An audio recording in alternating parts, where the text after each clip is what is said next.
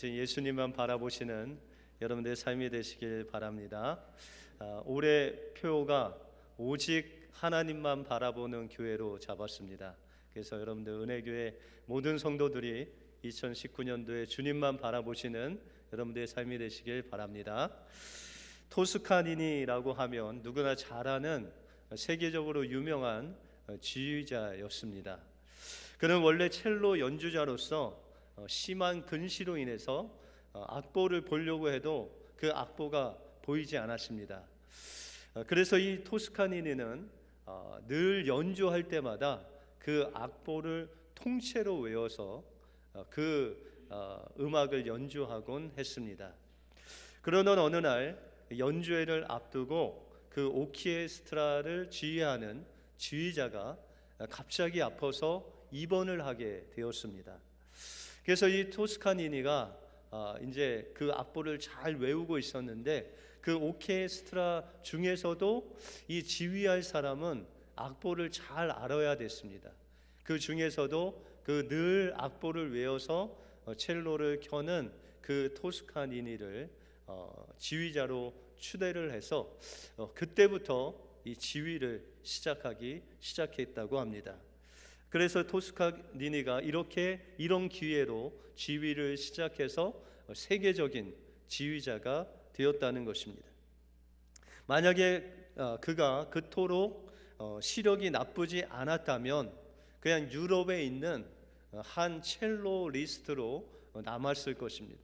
그러나 그는 시력이 나빴고 늘 연주하는데 어려움과 고통이 있었기 때문에 그것을 극복하기 위해서 악보를 통째로 외우는 그 수고를 통해서 하나님은 그를 지휘자로 발탁시키시고 또한 그가 세계적인 지휘자로 설 수 있는 그 능력과 재능을 바로 그 고통 가운데 습득할 수 있도록 인도하셨다는 것입니다.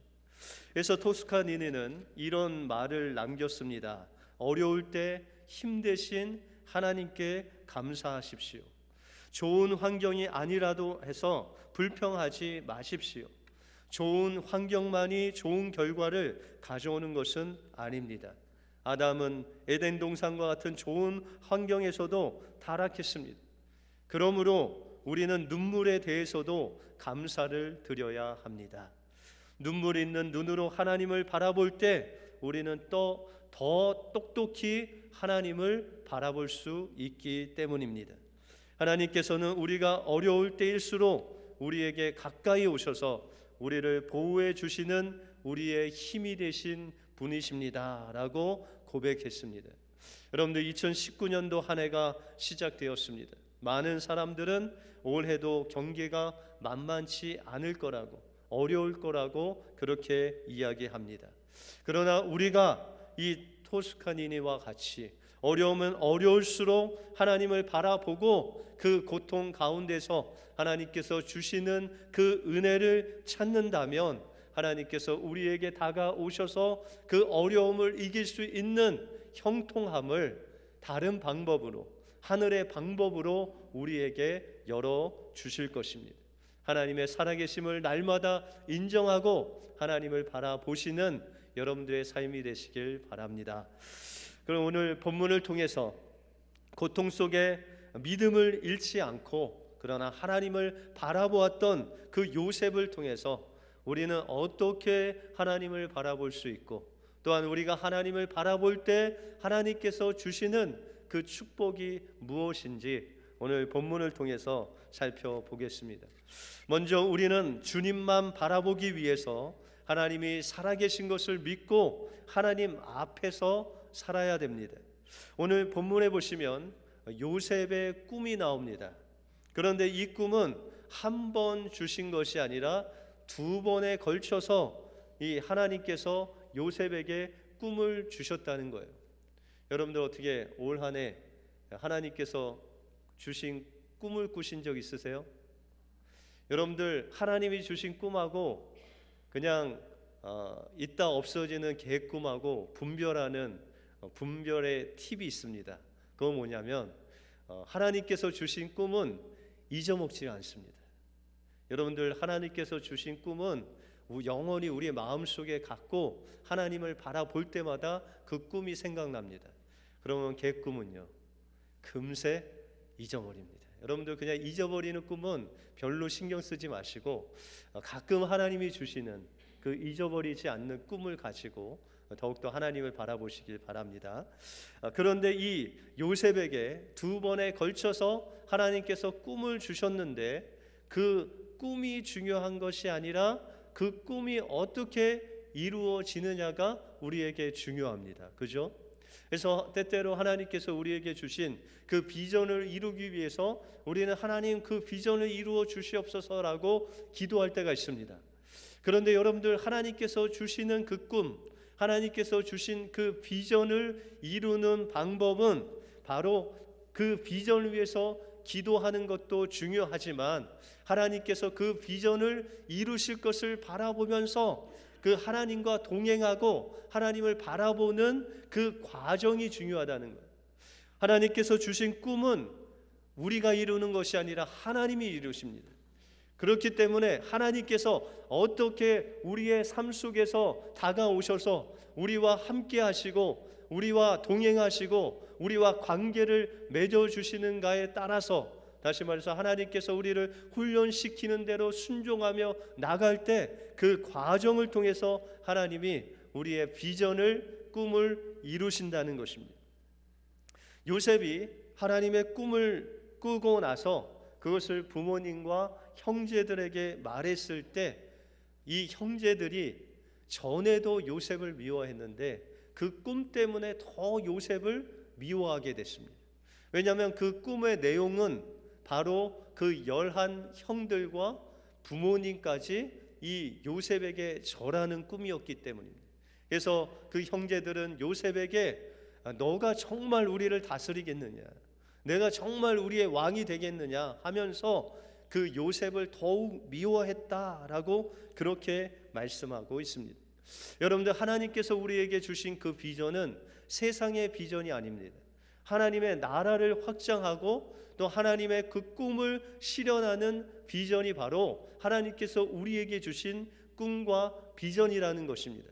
그런데 이것을 우리가 세상에 선포할 때, 하나님께서 주신 우리의 꿈을 세상에 말할 때 세상은 우리를 미워하게 되어 있다는 것입니다.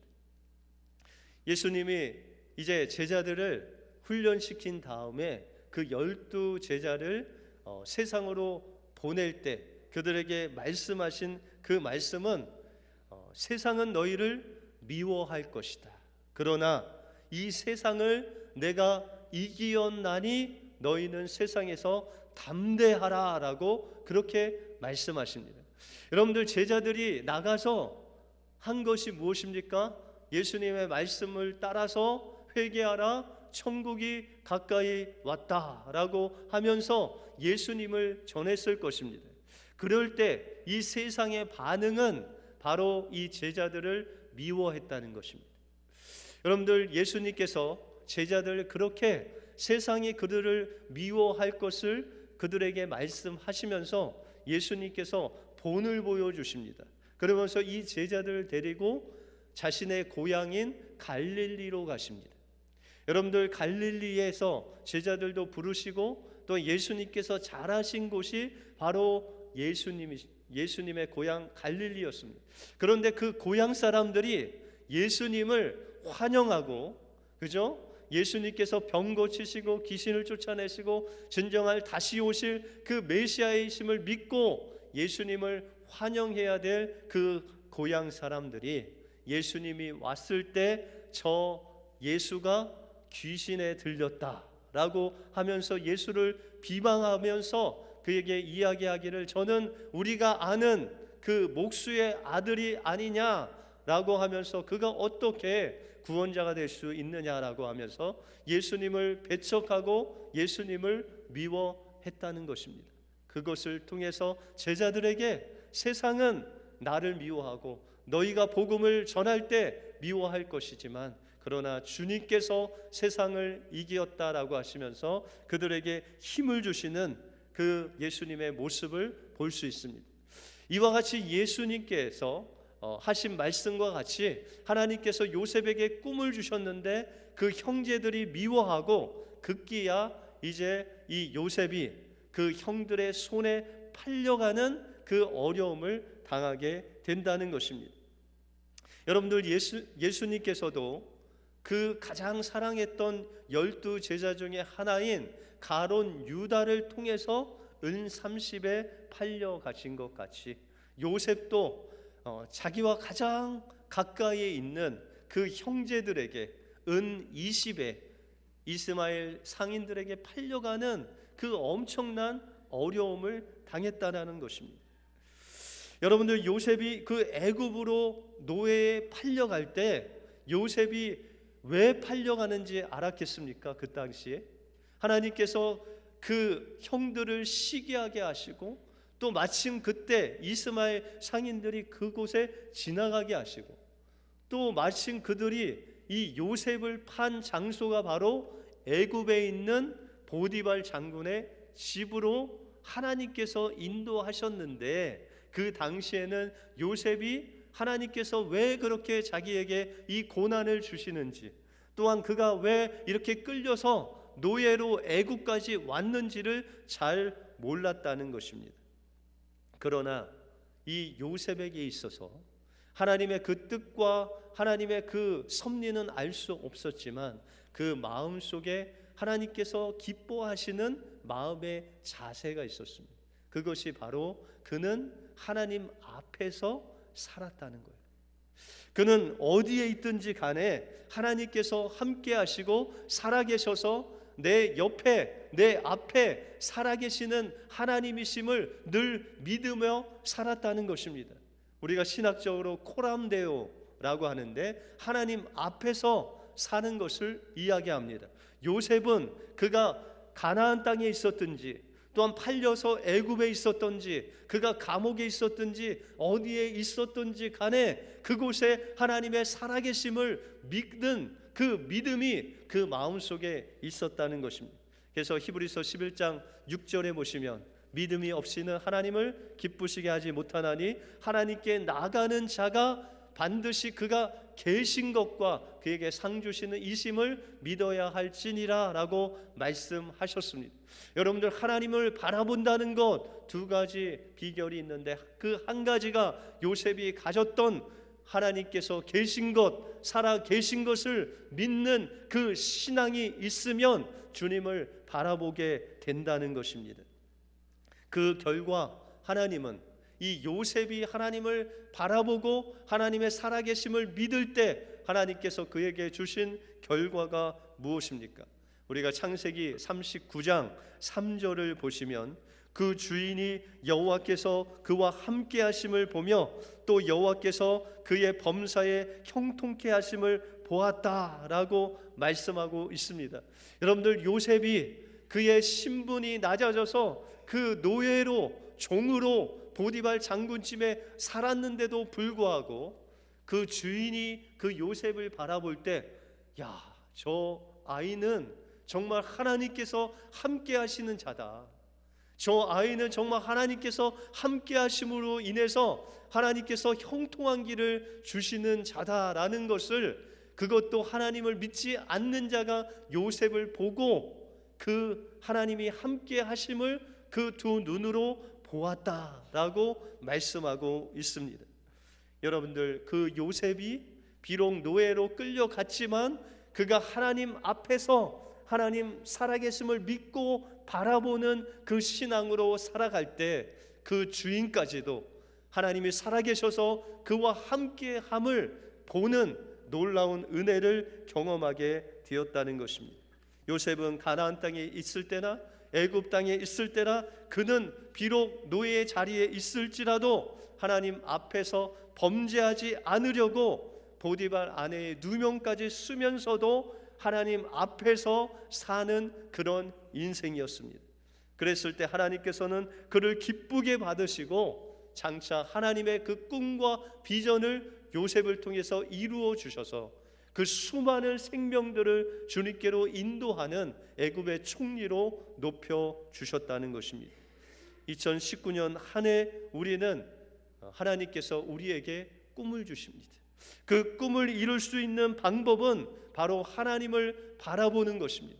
근데 그 하나님을 바라보는 비결은 바로 우리의 삶 속에서 우리가 예배당에 있건지 우리가 가정에 있든지 우리가 직장에 있든지 어디에 있든지 하나님이 나와 이 앞에 살아계셔서 우리와 함께 하시는 그 주님을 믿는 것입니다.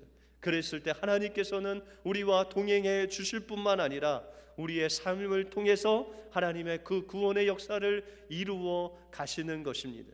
하나님의 늘 살아계심을 하나님 앞에 고백하고 하나님만 바라보심으로 하나님께서 여러분들 동행해 주심으로 하나님의 놀라운 그 형통의 삶을 사시는 여러분들의 삶이 되시길 주님의 이름으로 축원드립니다.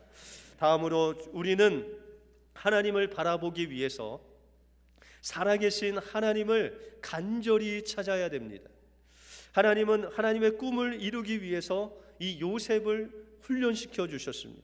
하나님은 이 요셉이 보디발 장군에서 장군 집에서 모든 살림을 다 다스리게 했습니다. 여러분들 노예가 와서 그 집에서 이렇게 살면서 어떤 자그마한 일만 감당해도 그냥 감사하고 먹고 마시는 것 자는 것 그것도 그냥 감사하면 되는데 하나님께서 이 요셉이 하나님 앞에서 하나님 살아계심을 믿고 사니까 그 주인이 볼 때 그와 함께 하신 하나님을 보고 그 모든 살림을 이 요셉에게 맡겨도 되겠다라고 생각하고 그 모든 살림을 맡겼습니다. 여러분들 보디발 장군의 집 안에는 감옥이 있을 정도로 정치범들이 수용할 수 있는 그런 엄청난 큰 감옥이 있을 정도로 큰 집이었습니다. 그곳에 군사들이 있었고 종들이 있었습니다. 그런데 그 모든 살림을 다 이 요셉이 도맡아하도록 하나님께서 인도하셨다는 것입니다. 이것은 비록 하나님께서 그를 노예로 팔려가게 놔두셨지만 그 보디발 장군 집에서 노예를 하면서 그 살림을 다 맡아 하는 그 능력을 하나님께서 주셔서 장차 애굽의 총리가 되어서 그 애굽의 모든 그 땅을 다 그 살림을 다스릴 수 있는 능력을 이곳에서 하나님께서는 훈련시켜 주셨다는 것입니다. 또한 요셉이 정말 하나님 앞에서 살기 위해서 그 보디발 장군 아내가 유혹했지만 그것을 뿌리치고 나갔을 때 그는 누명을 쓰고 감옥에 갇히게 됩니다. 그렇게 갇히게 됐을 때 그는 하나님을 바라볼 뿐만 아니라 또한 하나님이 살아계신 것을 믿을 뿐만 아니라 하나님께서는 그 감옥에서 하나님을 의지하고 하나님을 찾는 훈련을 시키셨다는 것입니다. 여러분들 이 요셉이 시간이 지나가면 갈수록 그 마음속에도 어떻게 하면 이 감옥에서 빨리 내가 나갈 수 있을까라는 생각을 했습니다. 그래서 하루는 그 떡관원과 술관원이 그 감옥에서 근심을 해서 그의 꿈을 해석해 주었습니다. 그리고 그 꿈대로 그 술관원과 떡관원이 이제 그 감옥에서 나가서 한 명은 그 죄로 인해서 죽고 한 명은 다시금 그 술관원이라는 직업을 복직을 하게 됩니다. 그래서 요셉이 그 술관원이 나가기 전에 그에게 간곡하게 부탁하기를 만약에 정말 그 꿈이 이루어져서 이 감옥에 나가게 되면 저를 기억하시고 저는 정말 이 감옥에 들어올 그런 죄를 범하지 않은 누명 쓴 사람이니 제발 저를 구해달라고 그렇게 간곡히 그 술관원에게 부탁을 합니다. 그런데 신기하게도 성경에 보면 그 술관원이 밖에 나가서 복직을 한 이후에 2년 동안 그 요셉을 까맣게 잊어버렸다라고 그렇게 말씀하고 있습니다. 하나님께서는 이 요셉이 그 비록 감옥에 있었지만 하나님만을 의지하고 사람을 의지하지 않는 그 법을 하나님께서 가르쳐 주시기를 훈련시키시기를 원하셨던 것입니다. 그래서 하나님께서는 그 술관원이 2년 동안 요셉을 잊어버린 그 2년 동안 하나님께서는 요셉이 하나님만을 의지할 수 있도록 그 2년 동안 2년의 시간이 지났을 때 그도 그 술관원을 잊어버리고 오로지 하나님을 찾는 그런 믿음의 사람으로 하나님께서 훈련시키시는 놀라운 역사를 체험하게 되었다는 것입니다. 여러분들 구약 성경에 보면 선지자 예레미야가 하나님의 말씀을 처음 받았을 때 그 말씀이 너무 뜨거워서 나가서 전했습니다. 그런데 그 말씀의 내용은 유다가 망한다는 것입니다. 그것을 들은 그 유다 왕과 신하들은 좋아할 리가 없었습니다. 그래서 예레미야를 잡아서 깊은 감옥 속에 독방으로 넣어서 그곳에서 죽일 생각이 있었습니다. 그런데 예레미야에게 그 감옥에 있을 때 두 번째 하나님 말씀이 임했습니다. 그때 하나님께 예레미야가 하나님, 저는 이 감옥에서 하나님 말씀을 전하다가 죽게 되었는데 제가 무엇을 할 수 있겠습니까? 라고 부르짖습니다. 그때 하나님께서 그에게 말씀하시기를 너는 내게 부르짖으라. 그리하면 내가 응답하겠고 내가 알지 못하는 크고 비밀한 일을 내게 보이리라 라고 그렇게 말씀하고 있습니다. 여러분들, 예레미야가 그 감옥에서 할 수 있는 것이 무엇이겠습니까? 그런데 하나님께서는 그 예레미야를 통해서 비록 그 감옥에서 부르짖지만 그 부르짖음을 통해서 하나님께서 역사하신다는 것입니다. 그리고 크고 비밀한 일들을 보이겠다는 것입니다. 비록 예레미야가 감옥에 있지만 하나님의 구원의 역사는 바로 예레미야가 하나님께 부르짖는 그 부르짖음을 통해서 일어나게 된다는 것입니다. 여러분들, 예레미야가 감옥에서 죽어가고 있을 때 그때도 하나님께서 역사하셔서 그 바벨론을 일으키시고 또한 나중에 바벨론에서 이스라엘을 포로해서 돌아오게 하실 뿐만 아니라 그 크고 비밀한 일은 그 아담으로부터 시작해서 다윗의 자손으로 오시는 그 예수 그리스도를 통해서 모든 인류를 구원하시는 놀라운 그 일을 예비해 두셨다는 것입니다. 이와 같이 요셉의 믿음을 통해서 그 찾고 부르짖는 그 예레미야의 부르짖음과 찾음을 통해서 하나님께서는 그들에게 보여주신 그 꿈을 이루시고 계시다는 것입니다. 여러분들, 요셉이 하나님을 바라본 이 이야기는 요셉의 이야기로 그치면 안 됩니다.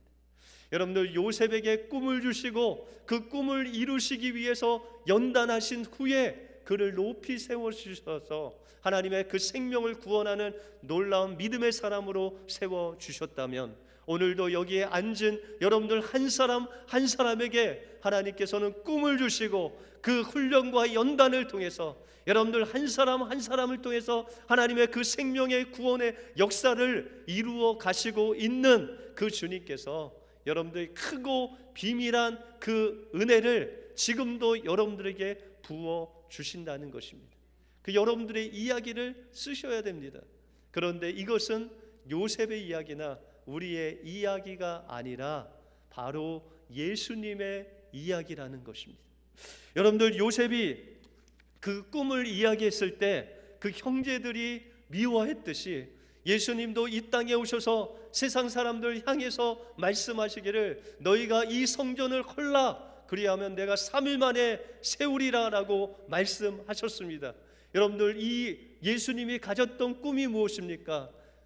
예수님이 십자가에 못 박으라는 것입니다.